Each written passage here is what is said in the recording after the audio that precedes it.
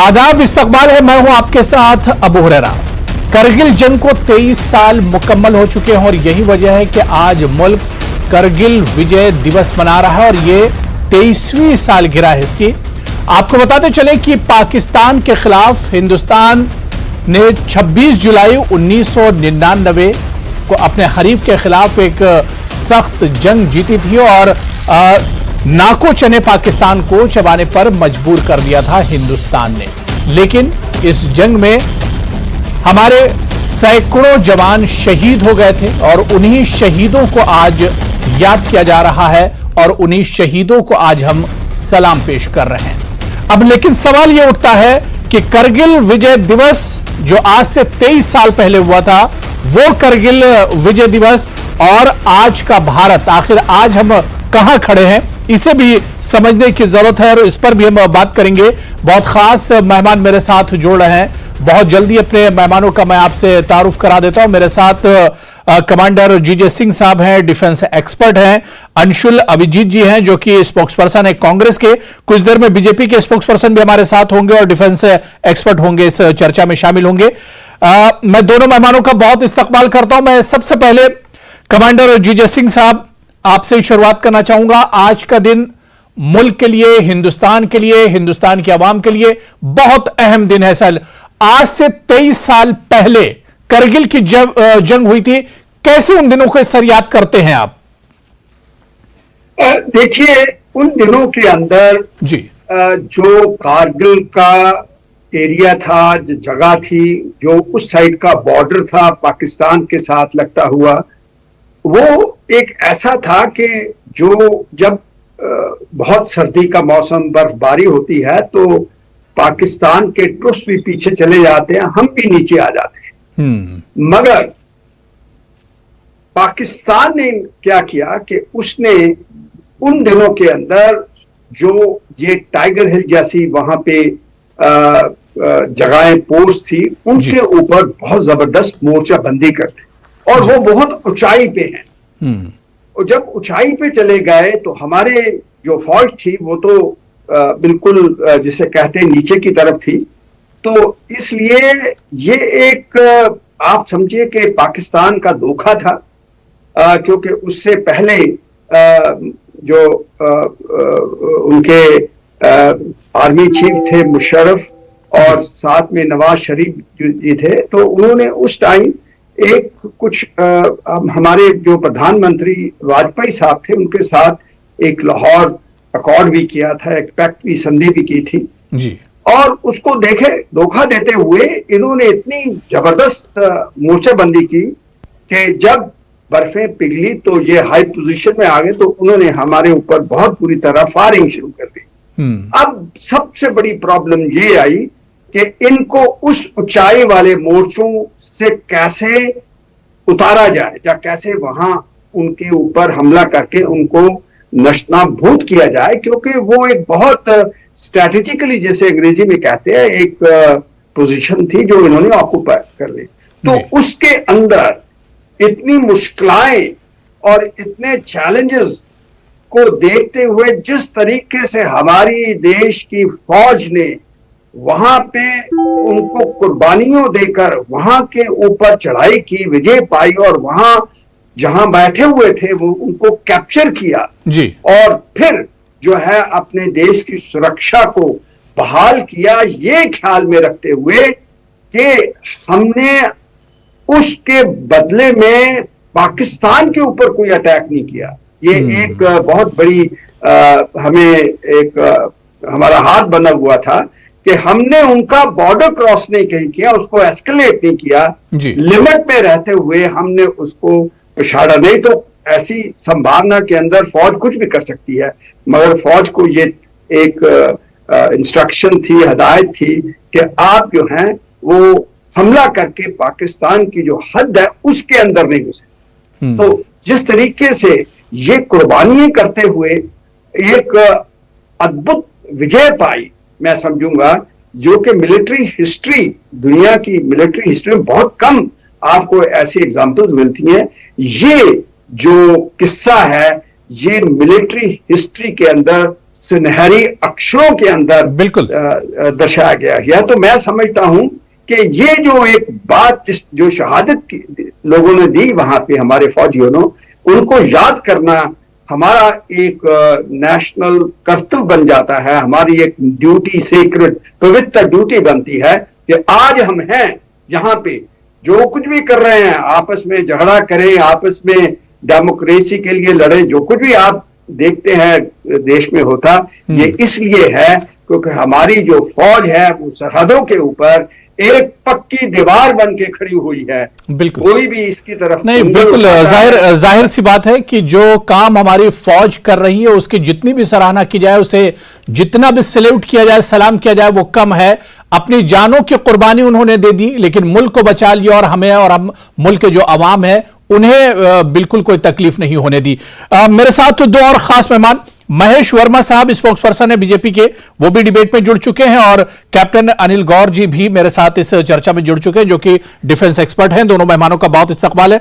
मैं कैप्टन अनिल गौर जी, सर 23 साल पहले करगिल की जंग, और बहुत दुश्वार यह जंग थी, देखा जाए तो दुश्मन पहाड़ी के ऊपर था और हमारे जो जवान थे वो एक तरह से नीचे, बहुत मुश्किल सर ये मुकाबला था। अबू जी, पहले तो मैं जितने हमारे जो शहीद हुए हैं करगिल की लड़ाई के अंदर, उनको मैं नमन करता हूं। उनकी जो फैमिलीज हैं उनके साथ मैं खड़ा हूं। आज हम उनको याद करते हैं और यही प्रार्थना करते हैं भगवान से कि उनकी आत्मा को शांति दे, और जितने उनके जो परिजन हैं उनको भी हौसला दे कि देश उनके साथ है। देखिए, करगिल के अंदर जो हुआ वो बेसिकली एक वही बात हो गई कि आप किसी को पीछे से छुरा भोंकने वाली बात है। क्योंकि देखिए, ये जो हाइट्स थी, इसके ऊपर से हर विंटर्स में, जैसे कि अभी कमांडर साहब बता रहे थे कि विंटर्स को यही होता था, अंडरस्टैंडिंग ये थी कि भाई हम वहां से अब नीचे आ जाएंगे, पाकिस्तान की फौजें भी नीचे चली जाती है, और वो जो है अनमैन्ड रहता है वो 4-6 महीने के लिए, और उसके बाद जब बर्फ वगैरह पिघलती है फिर आते हैं वापस जी। अब पाकिस्तान के अंदर जनरल मुशर्रफ जो थे, उनको सबसे ज्यादा जो एक वो कहते हैं ना एक रिड़क जो थी, वो ये थी कि 71 के अंदर हमने पाकिस्तान के 2 भाग कर दिए थे जी। जिसके अंदर आपने देखा बांग्लादेश बन गया और पाकिस्तान, वो जो उनको जो वो क्षति पहुंची थी, वो जो उनका अपमान हुआ था, वो अभी तक वो टॉलरेट नहीं कर सके थे। और जनरल मुशर्रफ ने ये जो प्लान बनाया, ये अपना ही एक प्लान बनाया, और जिसके अंदर सारे मिलिट्री कमांडर्स भी नहीं इन्वॉल्व थे, और ना ही इनके जो प्राइम मिनिस्टर थे उनको पता था। और उन्होंने ये कार्रवाई कर दी। उन्होंने सोचा कि हम ऑक्यूपाई कर लेंगे। उन्होंने कहा जी हमारे तो ये मुजाहिदीन वगैरह है, फौज तो है ही नहीं वहां पे। और जब तक जैसे ही पता लगा हिंदुस्तान को पता लगा, तो हमारे जो यंग ऑफिसर्स, हमारे जो जवान, उन्होंने अपनी कुर्बानी दी। देखिए 500 से ज्यादा वहां पे शहादतें हुई हैं, ये सिर्फ इस जगह को वापस लेने के लिए। पर इसमें 2 बातें थी। एक तो मैं कहूंगा, अभी भी मैं कहूंगा कि देखिए हमारे जो जिस हिसाब से डिसीजन लिया वाजपेयी साहब ने कि जी LOC क्रॉस नहीं करना, वो बहुत गलत था, मिलिटरली बहुत गलत था। क्योंकि हम जब दुश्मन ने आपके अंदर आके बैठ गया तो आपको क्रॉस करते कोई आपको संकोच नहीं होना चाहिए। तो ये उसकी वजह से हमारी कैजुअलिटी थोड़ी ज्यादा हुई है, और उसमें पर फिर भी हमारे जवानों ने उसके ऊपर जो है वो सारी पहाड़ियां खाली की। आप एक एक जितने हमारे जो परमवीर चक्र हैं, वीर चक्र है, महावीर चक्र जिन्होंने लिया और जिन्होंने नहीं भी लिया, अगर उनकी आप एक एक की कहानी सुनेंगे, आप देखेंगे उसके अंदर किस हिसाब से उन्होंने अपना, वो कहते हैं ना, गट, डिटर्मिनेशन और वैलर, ये एक मिसाल है करगिल के अंदर। और दुनिया के अंदर ये मिसाल है कि करगिल की पहाड़ियों के ऊपर किस हिसाब से हिंदुस्तानी फौज ने ये खाली कराई है। ये दुनिया के अंदर ऐसी जो है लड़ाई कहीं पे नहीं है कि आप देखिए एक पहाड़ी के ऊपर नंगे पैर चढ़ के हमारे जवानों ने वो वहां पे रस्सी पहले लगाने के लिए नंगे पैर चढ़े हैं, क्योंकि वहां पे वो जगह नहीं थी कि जूते चढ़ के, अगर जूते चढ़ते हो सकता है वो फिसल जाते। आप इमेजिन करिए -20-30 डिग्री की सर्दी के अंदर वो चढ़े हैं ऊपर, और उन्होंने रस्से लगा के और फिर दुश्मन को वहां से खदेड़ा है। बहुत मुश्किल। ये जो चीज है जी। एक मैं कहता हूं हम जितना भी इनको नमन करें वो कम है। बट उसके साथ साथ मैं एक और बात कहना चाहता हूं कि देखिए, मैं हमेशा, जैसे आपके भी चैनल पे पहले भी कह चुका हूं, हमारी फौज जो है वो चाहे आप 47 से लेकर अभी तक ले लीजिए, फौज हमारी काम करती है एज पर दी पॉलिटिकल विल, बट हमारे पॉलिटिकल जो सेटअप है वो हमेशा लेट डाउन कर देता है फौज को, और जो हमारे एम्स हैं वो क्लियर नहीं होते कि हमारा एम क्या है। तो इससे क्या होता है कि जो पॉलिटिकल, देखिए फौज का जो मकसद होता है, फौज is the arm of the political will of the country. तो आप 47 में ले लीजिए, 47 बहुत अच्छी बात, बिल्कुल कैप्टन अनिल गौड़ जी, आप बहुत अच्छी बात कहे, और इसी आपके इसी इशू पर हम चर्चा करेंगे। मैं महेश वर्मा जी, जो बात यहां पर कैप्टन अनिल गौड़ जी कह रहे हैं कि फौज तो अपना काम कर रही है, चाहे कोई भी मौका रहा और चाहे करगिल जैसी जंग रही हो, फौज कभी हमारी पीछे नहीं हटी, अपनी जानों की कुर्बानी दे दी, लेकिन मुल्क के आवाम को और मुल्क को बचा कर रखा है इस फौज ने। लेकिन जो बात यहां पर कैप्टन साहब ने उठाई है कि जिस तरह से हमारी सियासत हो रही है, वो कहीं ना कहीं जो पूरा जो हक होता है, पूरी ईमानदारी के साथ जो चीजें फौजियों के साथ होनी चाहिए, उनमें कहीं ना कहीं एक तरह से कमी रह जाती है।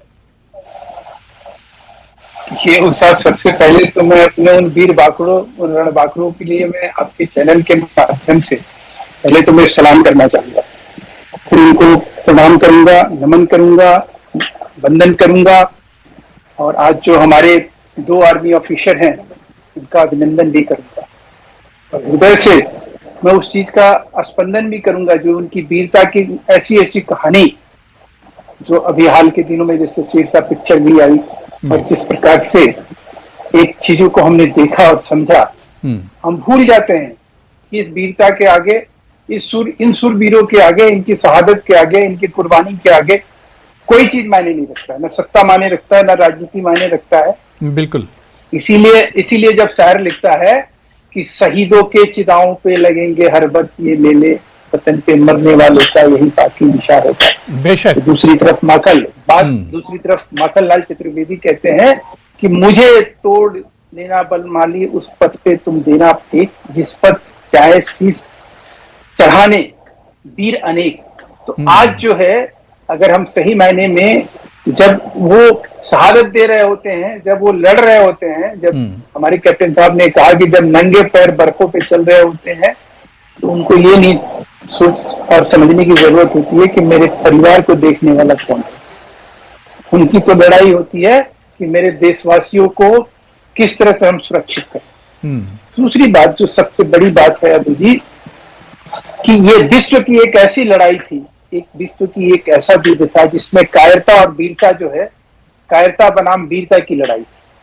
एक कायराना हरकत जो है ना पाकिस्तान के जनरल ने किया था, जो एक वर्दी पहन के एक गडेरिये के भेष में अपने सेनाओं को भेजा था, जो लुका छिपी के तहत, जो पीठ में हमारे प्रधानमंत्री अटल बिहारी वाजपेयी जिनके स्टेटमेंट्स को दुनिया सलाम और प्रणाम करती है, उनके पीठ में खंजर ठोका था, जो एक शांति की एक ऐसी मतलब बस लेकर गए थे जिससे एक नया टर्म, एक नया भारत और पाकिस्तान का जो एक संबंधों का आगाज होता था, उसके पीठ में अगर किसी ने खंजर मारा तो वो जनरल परवेज मुशर्रफ थे।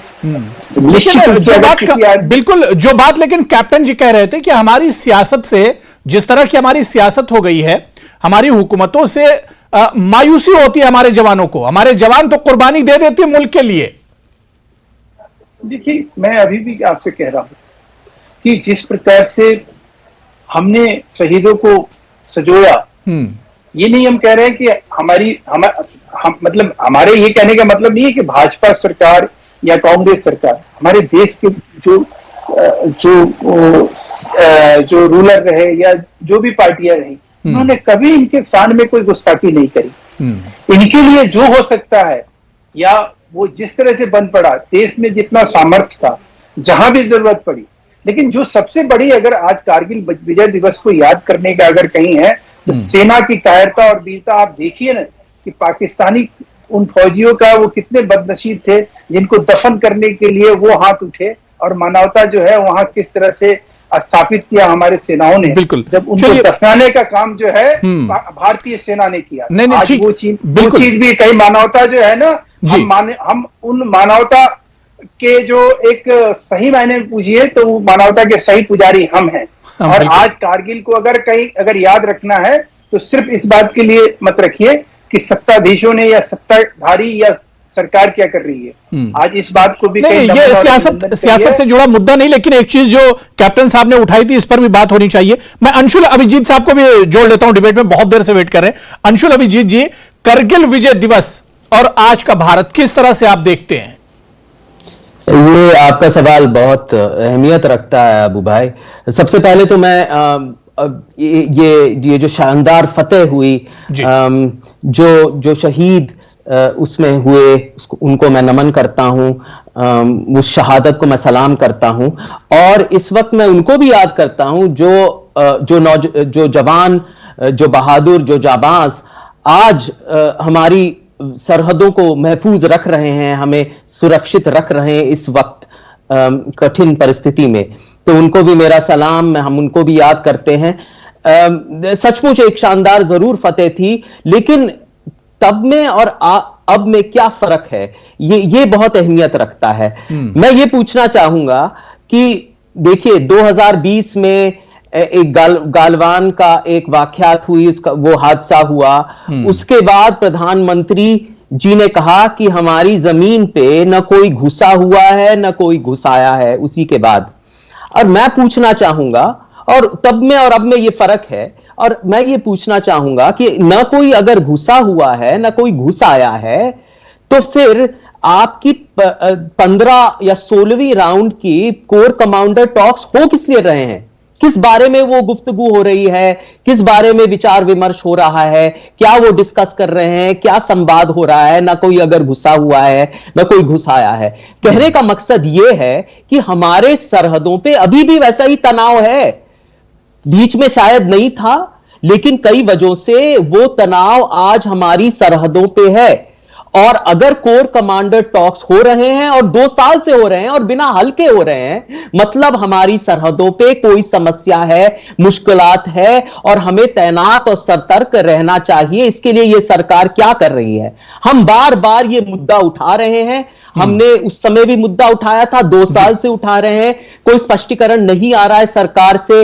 डेडलॉक बना हुआ है, हमारे पेट्रोलिंग पॉइंट्स कम हो चुके हैं, कुछ हमने दे चुके हैं। चीन बार बार अरुणाचल के गांव के नाम बदल रही है, वहां पर बांध बना रही है, सड़क बना रही है, बंकर बना रही है, हम न कुछ कर पा रहे हैं, सैटेलाइट इमेज आ रही है। तो बहुत सारी समस्याएं हैं। महेश वर्मा जी इसका जवाब देंगे। लेकिन महेश वर्मा जी एक राजनीति बात पूरी कर लीजिए। एक बात और मैं कहना चाहूंगा, महेश जी आए उससे पहले आपने बात की थी सियासत की, फौज की सियासत की बात की थी। मैं एक और मुद्दा लाना चाहता हूं अग्निपथ के बारे में। अगर वो हमारी फौज की सियासत नहीं थी, राजनीतिकरण नहीं था, तो और क्या हो सकता है? अगर आप बेरोजगारी का हल आप फौज में ढूंढना चाहेंगे, तो फिर ये और सियासत नहीं तो और क्या हो सकती है?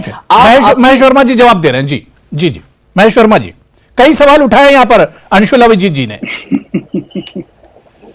कम से कम आज का दिन तो ऐसा दिन है कि आप तन मन और पूरी तरह से अंतर्मन के साथ जो है आज का दिन जो है वो सियासत नहीं करने का है। आज तो दिन वो है। अबू भाई ने सवाल ऐसा किया, वो उनका सवाल था। महेश वर्मा जी, अगर कोई खतरा सामने है तो उससे आगाह तो रहना चाहिए, बाखबर रहना चाहिए उससे।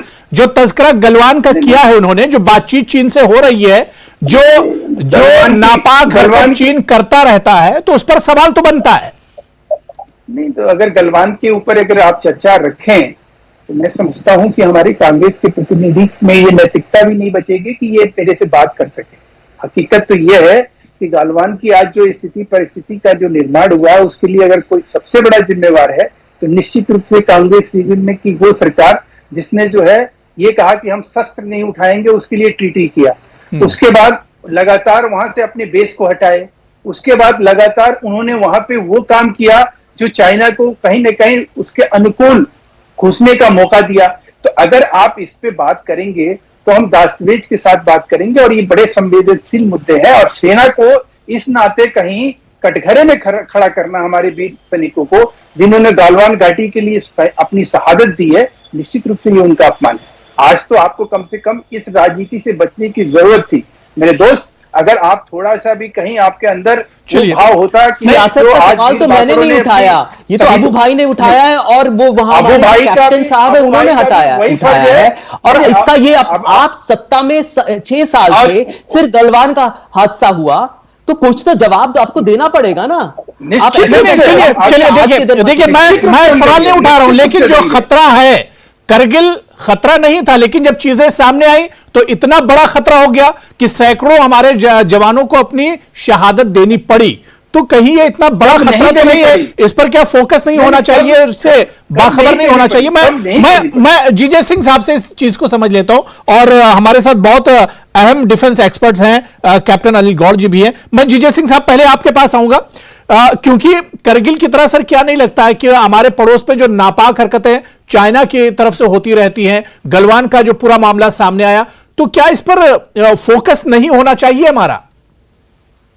देखिए, मैं तो ये कहूंगा फोकस तो होना चाहिए, मगर ये एक बहुत बड़ा सब्जेक्ट है, ये आप किसी दूसरी डिबेट के लिए रखे, जरूर हम उसमें बोलेंगे।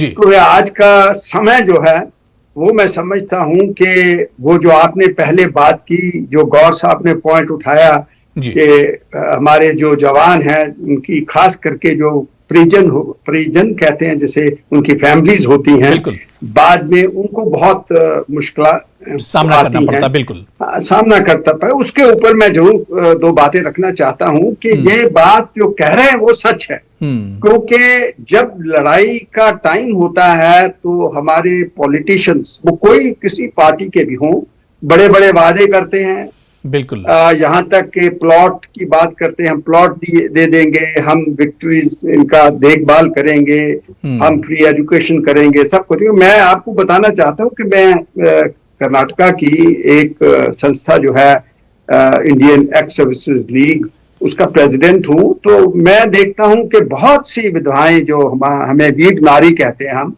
वो हैं, और दूसरे उनकी फैमिलीज होती हैं, उनको दर मुश्किलात का सामना करना पड़ता है, बिल्कुल चक्कर लगाना पड़ते हैं, वादे किए जाते हैं लेकिन वादे वफा नहीं होते।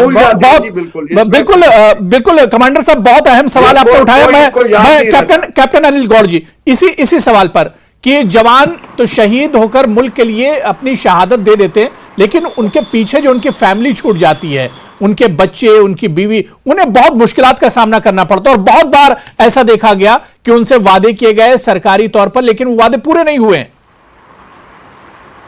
अबू जी, ये तो बिल्कुल सत्य बात है जी। ये चाहे पहले की गवर्नमेंट थी, चाहे अब की गवर्नमेंट है, ये इसके अंदर जो कहते हैं ना, there is many a slip between the cup and the lip.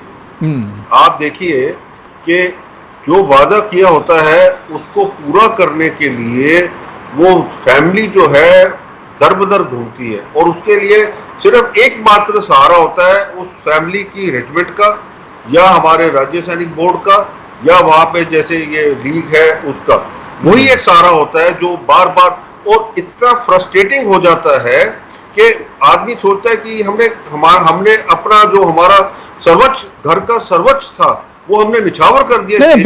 बिल्कुल महेश वर्मा जी, जो जवान हमारे लिए शहीद हो गए, उनके लिए असल जो नमन होगा वो यही होगा कि उनकी जो फैमिली, उनके जो बच्चे बीवी हैं, उनका पूरे तौर से ख्याल रखा जाए। सरकार या एडमिनिस्ट्रेशन जो है उनको किसी तरह की परेशानी ना होने पाए। बहुत मुख्तसर में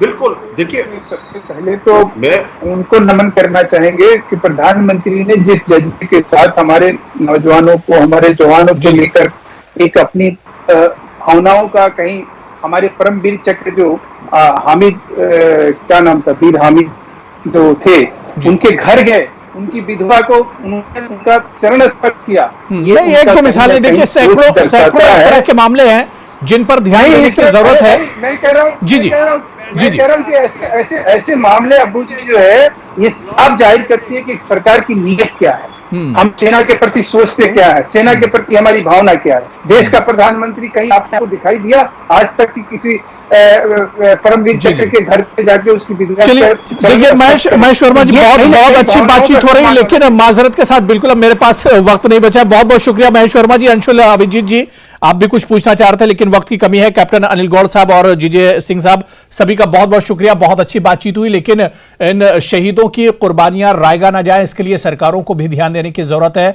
और इसके अलावा जो उनके बच्चे, उनकी फैमिली है, उन पर सही तरीके से फोकस किया जाना चाहिए। बहुत बहुत सभी का शुक्रिया। आदाब।